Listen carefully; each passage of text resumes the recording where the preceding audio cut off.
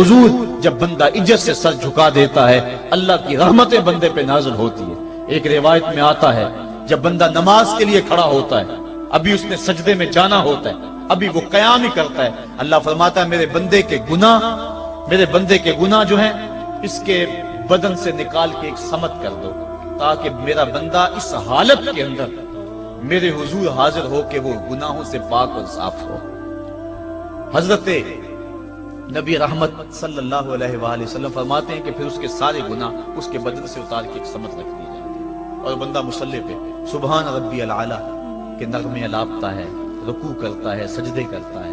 جب سلام پھیر کے نماز ختم کر کے دعا کر کے جانے لگتا ہے تو فرشتے عرض کرتے ہیں مالک یہ جو گناہ اتار کے ایک سائیڈ پہ رکھے تھے یہ دوبارہ اس کو دے دیں؟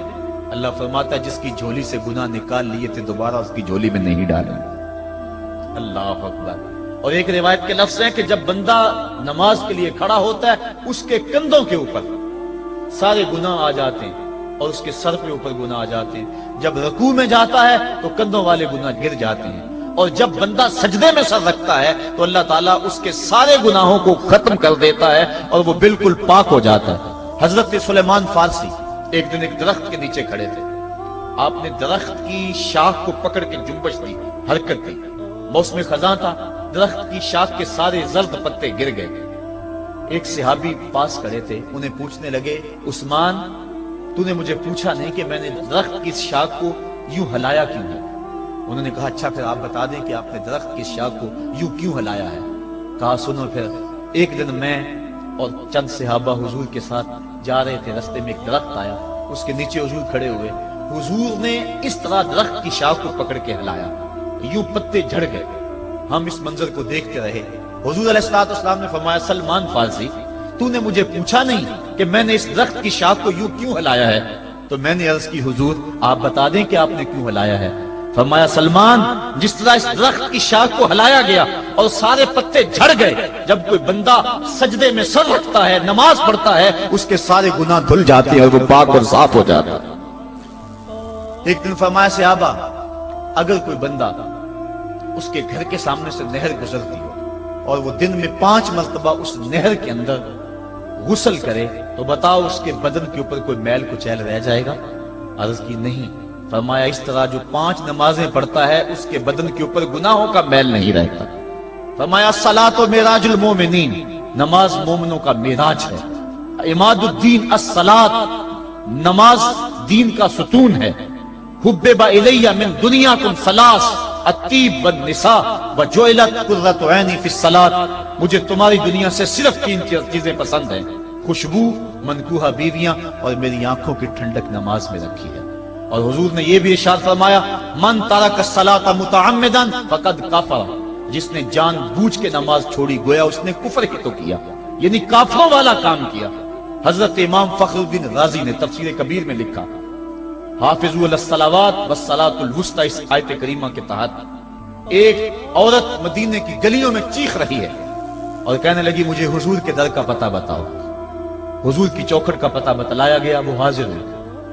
آقا کریم صلی اللہ علیہ وسلم کی خدمت میں عرض کی حضور میرا خامد سفر پہ گیا ہوا تھا اور میں نے اس کی عدم موجودگی کے اندر زنا کر لیا، حمل ٹھہر گیا، اور جو بچہ پیدا ہوا میں نے مارے شرم کے اس بچے کو سرکے کے مرتبان میں ڈال دیا، اور پھر اسی سرکے سے میں لوگوں کو فروخت کرتی رہی ہوں۔ اب جب کہ میرا ضمیر جاگا ہے میں آپ کی خدمت میں حاضر ہوئی، مجھے بتایا جائے کہ میرے گناہ کا بھی کوئی کفارہ ہے۔ حضور نے ارشاد فرمایا جو تو نے زنا کیا ہے اس کی سزا رجم ہے کیونکہ تو شادی شدہ ہے، اور جو تو نے بچے کو قتل کیا ہے قتل کی سزا قتل ہے، اور جو تو نے سرکہ بیچا ہے فقد ارتکبت کبیرہ، تو نے کبیرہ گناہ کیا ہے، اس کی سزا تو قیامت کے دن پائے گی۔ اس کے بعد حضور فرمایا ان تینوں گناہوں کی یہ سزا ہے، لیکن جس طرح تو گھبرائی ہوئی آئی تھی میں تو یہ سمجھا تھا شاید تیری نماز اثر قضا ہو گئی ہے۔ اب آپ اندازہ کریں کہ نماز کی اہمیت کیا ہے اور ہم اس باب میں کتنی سستی کرتے ہیں۔ کسی سے پوچھا جائے نا آؤ نماز پڑھنے چلے، وہ کہتے ہیں بس یار میرے کپڑے پلید ہیں، کپڑے میرے پاک نہیں ہیں۔ تیرے کپڑے کیسے پاک رہ سکتے ہیں؟ تو اللہ کے حضور جھکنا نہیں جانتا، تیرے کپڑے بھی پلید ہے، تیرا دل بھی پلید ہے، تو اس کے حضور جھک کے تو دیکھ، تن بھی ستھرا کر دے گا، تیری روح کو بھی پاکی دے دے گا، تیرے قلب کو بھی طہارت بخش دے گا۔ تو اس کے حضور آ جھک، اس کے حضور سجدوں سے اللہ کے حضور خراج پیش کر اپنی محبتوں کا۔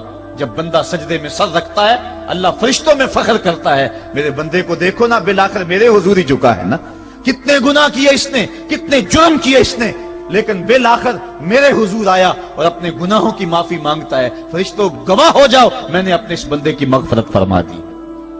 تو اللہ کے حضور نماز پڑھنے والا، بلکہ ایک روایت مسند امام احمد بن حنبل میں موجود ہے، حضور فرمایا جب بندہ نماز کے ارادے کے لیے اٹھتا ہے اور وضو کرنے کے لیے، جب پانی کا پہلا قطرہ چلو پہ لیتا ہے، جو ہی اس کے بدن سے وضو کا پانی چھوتا ہے اللہ اس کے گناہوں کو معاف فرما دیتا ہے۔ جس نماز کے قصد کے لیے اٹھیں اور وضو کریں اور پانی چھوتے ہی گناہ معاف ہو جائیں، اگر اس نماز کا اعلیٰ درجہ سجدہ کر دیا جائے تو پھر مالک کی کتنی رحمت نازل ہوگی۔ یہ کتنی بڑی دولت ہے، یہ کتنا بڑا سرمایہ ہے جس سے ہم لوگ محروم رہ جاتے ہیں۔ آؤ اللہ کی رحمتیں سجدے میں ڈھونڈے، سجدے میں پیشانی رکھ کے جب ہم اس کی رحمت کو مانگے تو وہ مالک ہمارے اوپر رحمتیں نازل کرے گا۔ آج پوری دنیا کے اوپر مسلمانوں کے ساتھ جو حالات ہیں وہ کسی سے مخفی نہیں۔ کوئی کہتا ہے کہ معاشی طور پہ مسلمان کمزور ہیں، اس وجہ کو بھی میں تسلیم کرتا ہوں۔ مسلمان کے پاس آلات حرب و ضرب بھی موجود نہیں ہیں، اس وجہ کو بھی تسلیم کر لیا جائے۔ سیاسی طور پہ مسلمان کمزور ہیں، اس وجہ کو بھی تسلیم کر لیا جائے۔ یہ ساری وجہیں اپنی جگہ پہ، لیکن یہ بھی تو سنو، مسلمانوں کی تعداد اس وقت 1 ارب 40 کروڑ ہے۔ افرادی قوت اتنی کبھی بھی مسلمانوں کی نہیں ہوئی تھی۔ اس وقت مسلمانوں کے پاس ایٹمی طاقت موجود ہے، اتنی قوت عسکری کبھی بھی مسلمانوں کے پاس نہیں ہوئی تھی۔ 56 اسلامی ملک ہیں جن میں قیمتی معدنیات سے اور تیل کی دولت سے اور سونے کی قیمتی معدنیات سے یہ مسلمان مالا مال ہیں۔ کیا کچھ نہیں ہے جو مسلمانوں کے پاس نہ ہو، لیکن ایک دولت چھن گئی مسلمانوں کے پاس، وہ سجدے کی آبرو، وہ سجدے کی عزت، وہ پیشانی رکھ کے اس رب کو پکارنا جو سب سے اعلیٰ ہے، جو سب سے بالا ہے، جس نے موسیٰ کے فرعون کو نیل کی موجوں میں ڈبو دیا۔ کیا پوری امت مسلمہ 1 ارب 40 کروڑ انسان سجدے میں سر رکھ کے سبحان ربی الاعلیٰ کے نغمے آلات کے اپنے رب سے گزارش کریں اور اپنی امت کا رونا روئیں؟ کشمیر میں لٹتی ہوئی جوانیاں اور کل قدس کے اندر بہتا ہوا خون، شبرغان سے لے کر کابل و قندھار تک اور موصل سے لے کر تقریب تک مسلمان کے اوپر جو ظلم و تشدد ہو رہے ہیں، اپنے رب کے حضور اس کا دکھڑا سنائیں اور اپنے مالک کو کہیں میرے مالک ہم لٹ گئے، ہم کٹ گئے، ہم پٹ گئے، اسلحے بھی موجود، افرادی قوت بھی موجود، سیاسی طاقتیں بھی موجود، لیکن اس کے باوجود مسلمان دبتا چلا جا رہا ہے۔ اسی کشتی کو ہے خوف تلاطم صد حیف منہ موڑ دیے تھے جس نے بڑھتے ہوئے طوفانوں کے، جو 300 ہو کر جرأت اور وہ طاقت اور وہ عظیمت کی داستانیں رقم کرتے ہیں کہ مالک تو بھی اس دن کو یوم فرقان کہہ کے پکارتا ہے۔ آج وہ امت بیچ منج ڈال کے اس امت کی کشتی ہچکولے کھا رہی ہے۔ ہماری فریاد، ہمارا استغاثہ تیرے سے ہے، میرے مالک ہمارا کھویا ہوا وقار بحال کر دے اور اس امت کو اس مرتبہ کمال تک پہنچا دے جس مرتبہ کمال تک یہ امت پہلے پہنچی تھی، اور ان کا کھویا ہوا وقار بحال کر دیا جائے۔ آج بھی ہم اگر سجدوں سے اپنے رب کو منا لیں اور وہ روٹھا ہوا رب آج بھی ہماری مدد کے لیے آ جائے تو پھر کوئی قوت، کوئی طاقت ہمیں نہیں لٹاڑ سکتی۔ آئیے ہم سجدے سے اپنے مالک، اپنے خالق اور اپنے رازق کے حضور اپنی محبتوں اور اپنی الفتوں کا خراج پیش کریں۔ نماز ایک ایسی عبادت ہے جس کا حکم قرآن میں 750 مرتبہ کے قریب دیا گیا۔ اور ایک آخری بات عرض کر کے اپنے موضوع کو سمیٹنا چاہوں گا۔